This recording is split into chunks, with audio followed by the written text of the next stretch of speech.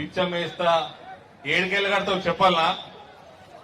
పుట్టోడా భూమి అమ్మినం ఈ మధ్య, దాని వివరాలే ఇగో ఏడున్నాయి. రాయదుర్గంలో 3 ఎకరాలు అమ్మితే 2.5 కోట్లు వచ్చినాయి. అదే రాయదుర్గంలో మళ్ళా మొన్న మేల 6.5 ఎకరాలు అమ్మితే 1500 కోట్లు వచ్చినాయి. రాయదుర్గంలో మళ్ళా మేల 5 ఎకరాల 10 గుంటలు అమ్మితే 204 కోట్లు వచ్చినాయి. 1040 కోట్లు వచ్చినాయి. ఎకరం 204 కోట్లకి. మళ్ళా ఉస్మాన్ సాగర్ లా ఈ మధ్య 48 ఎకరాలు అమ్మితే 3.5 కోట్ల దాకా వచ్చినాయి. ఇయే 8.5 కోట్లు. పొట్టోడా ఈ 8.5 కోట్లు కట్టు, తక్షణమే కట్టు, ఇమీడియట్ గా కట్టు. ఏమైనా ఆ గద్దముక్కోడు నేర్పించిపోయిందండి. గద్దముక్కోడు ఏం నేర్పించిపోయిందంటే పిల్లలు జెన్సీ వాళ్ళకి తెలుసా గద్దముక్కోడు అంటే? తెలుసా? కేసీఆర్ అంట. నా స్పీచ్లు చూస్తారైతే మీరు. గద్దముక్కోడు ఏం నేర్పించిపోయిందంటే ఒకప్పుడు ప్రభుత్వాలు ఉంటుండే, చంద్రబాబు నాయుడు ఉన్నా, రాజశేఖర రెడ్డి ఉన్నా, అంతకంటే ముందున్నా, వెల్ఫేర్ స్కీమ్స్ కి ఏ రకంగా ఇబ్బందులు లేకుండా నడిపించే ఒక దృఢ సంకల్పం ఉంటుండే. ఆనాటి మంత్రి విద్యా రంగం డి శ్రీనివాస్ లాంటి ఎల్ఎల్బీలు చేసి ఉన్నత విద్యని సంపాదించుకున్న వాళ్ళ చేతిలో ఎడ్యుకేషన్ మినిస్ట్రీ కూడా ఉంటుండే. ఇప్పుడు ఎడ్యుకేషన్ లేని ఎడ్యుకేషన్ మంత్రి మీ ముఖ్యమంత్రి. మీరు కాలేజీలో అందరు కాలేజీలో కదవా? ఈ పొట్టోడు ఏమంటాడు, స్కూల్లో ఏబిసిడి నేర్చుకోకపోతే కాలేజీలో నేర్పియరా? మీకు ఏబిసిడి నేర్పుతాడా మీ టీచర్, మీ లెక్చరర్ నేర్పుతాడా? మళ్ళా వాపస్ ప్రైమరీకి పంపుతాడు. మళ్ళా నువ్వు పొట్టోడా మీ గురువు గారు చంద్రబాబు నాయుడు గారి దగ్గరకు ఆయన బ్రహ్మాండంగానే చేసుకుంటున్నాడు అడ్మినిస్ట్రేషన్. ఆయన 20 ఏళ్ళు ముఖ్యమంత్రి ఆయన జీవిత కాలంలో. ఆయన దగ్గరకు పోయి ఏబిసిడీలు నేర్చుకొని రాయి. ఆయన ఎందుకు నేర్పలేదు ఆయననే అడగాలి. ఇక సోషల్ వెల్ఫేర్ మంత్రి గారు అడ్లూరి లక్ష్మణ్ గారు, మైనారిటీ వెల్ఫేర్ మంత్రి గారు అజరుద్దీన్ గారు, బీసీ వెల్ఫేర్ మంత్రి పొన్నం ప్రభాకర్ గారు, ఇక విద్యాశాఖ మంత్రి వాళ్ళు తెలుసా? అనమూల రేవంత్ రెడ్డి గారు. విద్య లేని మనిషి విద్యా మంత్రి మనకి.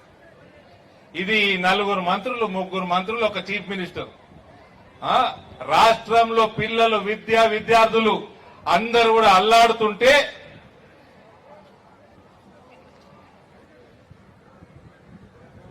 ఫుట్బాల్ ఆడుతా ఉన్నాడు. మనవడికి పూరీలు చేసి పెడతా ఉన్నాడు.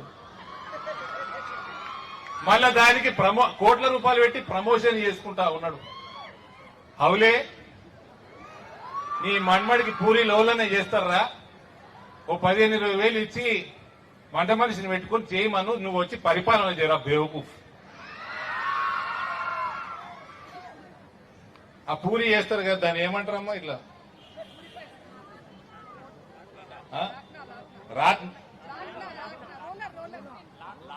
లాట్నా పూరి రొట్టెలు చేస్తారు చూడు, లాట్నా అట.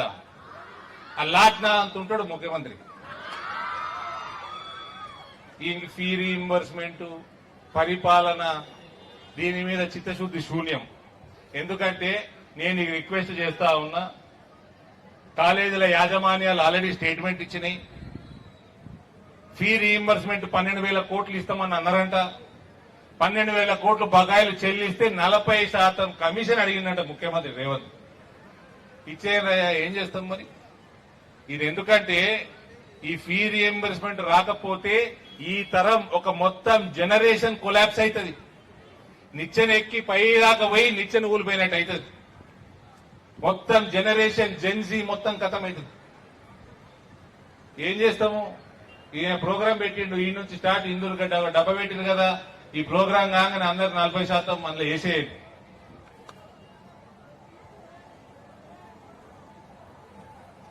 ఈయన ఇచ్చేది కూడా మళ్ళా పూర్తి రీయింబర్స్మెంట్ కాదు. ఎంసెట్ లా 10,000 ర్యాంకు లోపలికి వస్తేనే పూర్తి రీయింబర్స్మెంట్, లేకపోతే 35,000.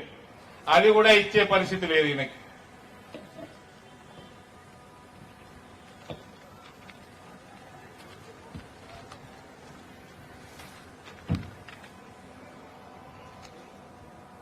ఈయన మేనిఫెస్టో ఏదే?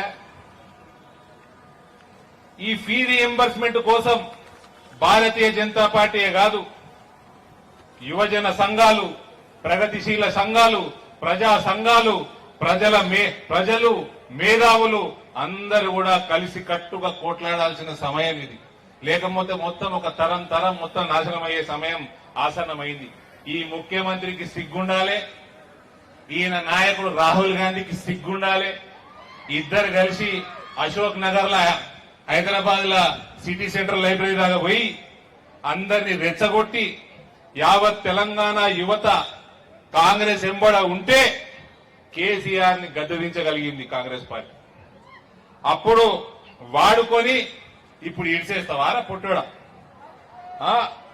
ఏమంటాడు పొట్టోడు, పెన్ అంత ఉండడు, ఒక్క పెన్ స్ట్రోక్ తోటట ఫీ రీఎంబర్స్మెంట్ డ్యూస్ క్లియర్ చేస్తాం, ఇన్కమ్ స్లాబ్ పెంచుతాం, జాబ్ క్యాలెండర్లు వేస్తాం, ఒకటే పెన్ స్ట్రోక్ తోటి చేస్తా అన్నాడు. ఇక ఇందూరు గడ్డ మీద ఎందుకు మొదలైంది ఇది? చరిత్రలో 2004లో డి శ్రీనివాస్ గారు ఈ ఐడియా రాజశేఖర రెడ్డి గారు తీసుకుపోయారు. ఇందులో భాగం ఆనాడు